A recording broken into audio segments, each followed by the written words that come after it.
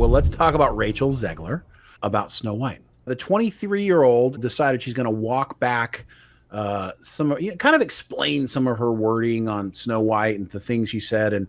And she talks about how, she's had to face off against toxic Disney fans and how she's watched women get torn down her whole life. Oh, goodness so gracious. I thought we could talk about that. My problem with her casting is that they cast her next to Gal Gadot, and Gal Gadot is she's supposed to be more beautiful than Gal Gadot. That doesn't. Well, if you go back to the original cartoon, some would argue that the Wicked Witch was pretty hot maybe or the Evil Queen. Anyways, so she basically does this interview here with Variety. You got to look back at Zegler here, and you got to remember that she got her first gig when she was in high school. She got cast as Maria in Steven Spielberg's West Side Story. So she's cast by the greatest director of all time, and she's playing one of the lead roles in West Side Story. As a high schooler, do you think she's going to get bit by the entitlement bug, Brian? Well, yeah, of course. Yeah, of course she is. How can you help it, right? Yeah, how can you help it? I watched her in a few things. I finally watched that Mockingbird movie, whatever it was called, Mockingbird, Golden Sun, or whatever. Hunger Games. Hunger Games, Mockingbird. I forgot what it's called. She wasn't bad in it at all. To be honest, she wasn't. I didn't like her in it, but she does have, I don't like her acting in it, but she has a really nice voice. I will give her that. That's how she got cast in West Side Stories, because she has a great voice. Right. And in Ballad, of course, she sang in Ballad in Ballad of the Songbird. So I mean, it seems like she's kind of these roles where she gets saying she's done quite a bit of stuff. She did Shazam, right? And she wasn't. She was forgettable on Shazam, but she wasn't bad. But she wasn't the main character either. She wasn't supposed to be. So I mean, she's done some things that are okay. But the problem is throughout all of this success that she's had, she's kind of gotten into this thing where she's got this entitlement problem going on, which happens to a lot of child stars, right? Yeah. So on October 24th, following a month of previews, so Zegler will be making her Broadway debut as Juliet in director Sam Gold's revival of Shakespeare, best-known romance Romeo and Juliet. So she's getting ready now to go to the Broadway stage, and she's going to play Juliet on stage. The problem with Zegler, in my opinion, is that she is a poster child for this generation. For her generation, she is a poster child. For some reason, she feels like she has the right to speak her mind without repercussion, as we'll see in this story. Yeah, what's interesting too is, like I said, I didn't find her bad in those movies. I found her sort of forgettable. Nothing special. She's not super attractive. She's not super personable. She's not very charming. She's just sort of forgettable, right? So why is everyone giving her jobs? So because she fits the current mold for what they're looking for. She's not white. She's a woman of color, right? And she checks a lot of the boxes they're looking for. I think the problem is that she fits it. If you look at what they're trying to do right now, they aren't hiring little white girls to play Disney princesses. They want women of color, young women of color, and she just happens to fit it. Plus, she can sing. She's like a Disney wet dream, bro. And that until she starts speaking and getting on social media. So let's go back to some things that got her in trouble here. So when she playfully posted about not being invited to the 2022 Oscars, despite West Side Story earning 7 nominations, she was called ungrateful and entitled. For admitting that she took the role of the Shazam sequel because she needed the money, she was seen as tacky and in need of media training. And every time she speaks up about racism and sexism in the entertainment industry, she's slammed as just another DEI hire, coasting on her identity rather than her talent. Now, Brian, what would you say about these things? Do you think that's true? Yeah, the whole DEI hire thing, me, I love to blame everything on DEI, but I don't think that's the case in this instance. A little bit though. You would definitely have to give the D, right? You'd have to give diversity because she's got a great voice, so she does have talent, right? I don't think she's a great actress, but she's not a horrible actress. She's not horrible, right? Right, but she is diverse, and so she for the same reason that for years and years and years, if you showed up for if you showed up for an audition, if you didn't look the part, you didn't get the job. And to these days, if you want to get the job, you got to look the part.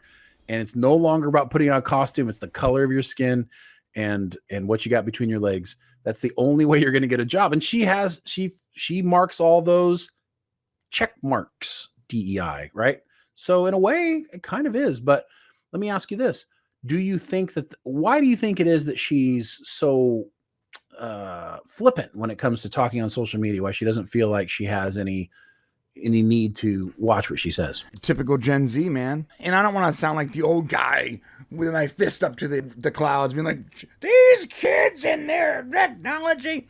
But we have sort of trained an entire generation to say whatever they want, to worry more about themselves and their mental health and their situation more than anything else. We've trained in a huge generation of now becoming adults to be over the top, insanely selfish to a degree where it starts to come into entitlement.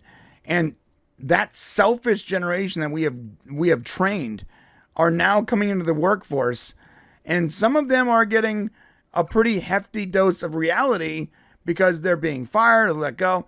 But some, depending on where they're working, like working at Disney or working at Google, working at some of these hyper-inclusive, super DEI companies, are actually changing their entire culture to match that hyper entitlement that this generation has. I don't think it's going to end well. I think we're going to see, a mostly forgettable generation of actors, and it's just going to hurt movies and TV, overall. Yeah, I think you're 100% right on a lot of this. But some of the things she just says, things that make that are just, insightful or that are incendiary. So one of the quotes she has, she meets this variety writer in a hotel, and she just seems completely oblivious to the fact she feels like she can say whatever she wants. She tells this person, she's in Hollywood. She says, the reason I fell in love with this industry is not because of this town. She says, lowering her voice to evade the ears of the locals. In fact, I kind of can't stand this town. I don't like that there's a town built around this industry that I work in. It's stifling and isolating and weird. In New York, nobody gives a fuck. She is just smart enough to be an asshole. But it's not helping her. Right. It's not helping her in the sense of saying these things is not making her, no one's liking her more. Right. I don't think it's also getting her jobs. This is one of the comments she had. Somebody on X. So someone on X wrote to her, someone should kill you. This was back in August, right? God, see, I hate she that. Wrote, it just gives her ammunition, by the way, which is so frustrating. Right. Nobody should be writing anybody should kill somebody else. If you're writing those things, you really need to question yourself and ask, why would you do something? Even if you cannot stand somebody, unless it is your mortal enemy and you have some personal, but if it's some person out there, no matter how much you like him, you shouldn't wish them dead. But it says her reply was, fun fact, I'll be dying 8 times a week on Broadway this fall. Person out there, buy a ticket. So I mean, instead, she feels like she needs to engage these people, and then she complains about them later when it's really just onesies and twosies, right? Right. Yeah, that's another thing too. Like the dozen or so people that will attack Rachel Zegler or Rose Tico or a character and over the top hyper internet troll status and say kill yourself, ugly BSETH or whatever. Like that is 0.00001% of the actual audience, but that is the only people they'll talk about for the next 5 years every time they go to a media. Well, when you upset somebody and then you give them, this is the problem with social media, you give them a way to be, to voice what they want to say when they really feel about you, and there's no repercussions. Like, I can't go punch that person in the face. So one of the things that she was inspired by, Rachel, was inspired by Brandy's when Brandy starred in as Cinderella alongside Whitney Houston in 1997, right? You remember Brandy, the singer? Yes. She's the black girl. Yeah, I remember Brandy and Whitney Houston. I remember that horrible movie. It was garbage. Okay. Well, okay, so that's kind of what inspired her. So she says here, I grew up in a house where that Cinderella was her Cinderella. And so Brandy came out and actually said, oh, she's going to be incredible in the role. and she has some advice for her. She told her, "You're not taking on this role to fit the mold of critics," she writes. "You're doing this for every little Colombian girl." She's Colombian, I guess. Oh, God. "You're doing this for every little Colombian girl who has yet to see themselves in a role like a Disney princess." Okay. This is the problem, though.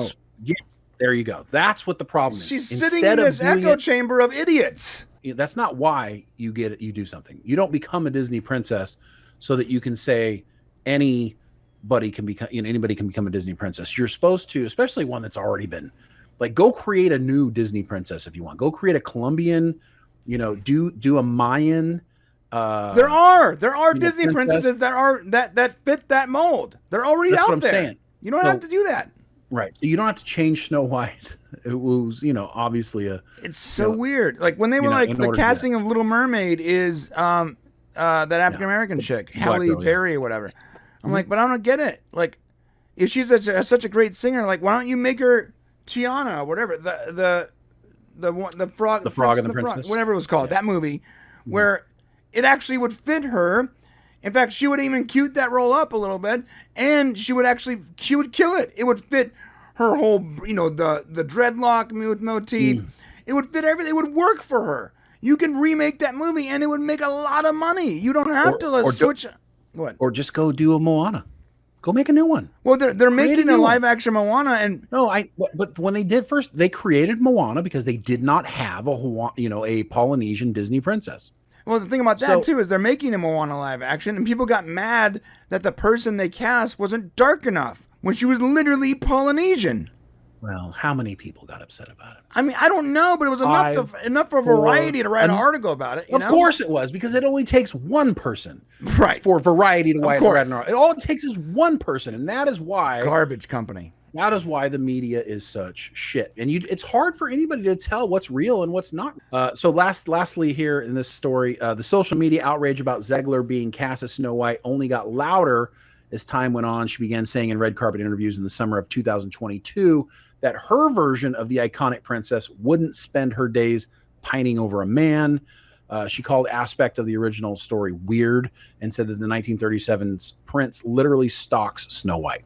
And of course, what happened after that? People got pissed. Right now, that a lot of people had comments for her, and they call them online trolls here. I call them people who are like questioning her sanity. Yeah, and why she did these things. Well, she walked those comments back. She said she comes back to say, in all honesty, it made me sad that it was taken in such a way, because I believe that women can do anything, but I also believe that they can do everything. And what she meant to convey was that Snow White wants romance, but has other goals too.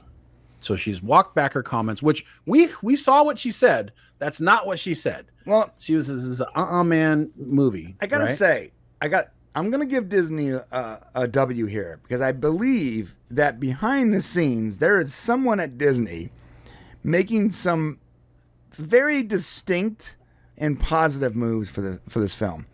They're probably teaching her what to say, how to slowly walk things back. They're swapping out the weird, those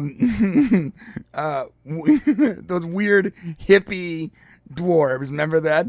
They're walking. Yeah. They knocked that out. It's back to being what dwarves look like. Although you could have just used dwarves. Apparently, CGI is safer. They're trying to please everyone. What's his name ruined? Yeah, Peter Dinklage, that idiot. Peter Dinklage ruined that one. It's funny because I like Peter Dinklage as an actor, but like he literally climbed up the ladder and then pulled it up behind him. All these little dwarves are like, "Yo, bring the ladder down." He's like, "Go home." I'm going to take the only movie that literally has dwarves in it. I'm going to make sure you don't get roles in it. Yeah, it was. You had a movie. I'm sorry. It's so. I know we've talked about this, but it's so crazy. You had a movie that can employ in multiple movies 7 little people that have a hard time getting jobs because they don't fit the mold for most characters, and you finally have a movie where you can employ all 7 people that would change their lives. And he was like, "I find it racist."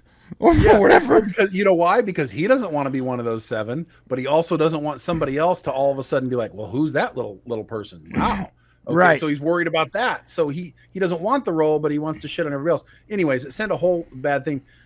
Let's continue on what she says here. I would never want to box someone in and say, if you want love, then you can't work. Or if you want to work, then you can't have a family. It's not true. It's never been true. It can be very upsetting when things get taken out of context or jokes don't land. She says now the love story is very integral. A lot of people wrote that we weren't doing that in the storyline anymore. We were always doing that. Really, Rachel? Why did you say that it wasn't happening? Right. So, Brian, is she joking or is she just being called out? What's going on? She's being called out, and I think that she needs to stop talking about this movie. Yeah. Like she needs a PR person, like a publicist or something. She needs training. She spends way too much time on TikTok. That's what it is for sure. She spends a lot of time on TikTok, and then she regurgitates bad TikTok information all over the internet. And now she's trying to walk it back, but now it's disingenuous and no one believes her. It's going to make a ton of money. Also, someone in chat talked about her comments about Palestine. She took a shot at her co-star, Gal Gadot. Very odd things to do. Well, she believes, and she says it again in this article here, she believes, as she said, and she's misinformed. She says, I can't stand watching babies get killed, children get killed. No one can. It's smarter. It would be better if you're somebody who's trying to make it in today's in today's Hollywood. If you're trying to make it, the best thing you can do is shut the hell up. Shut up. Just don't say anything. Stop talking. Don't be political.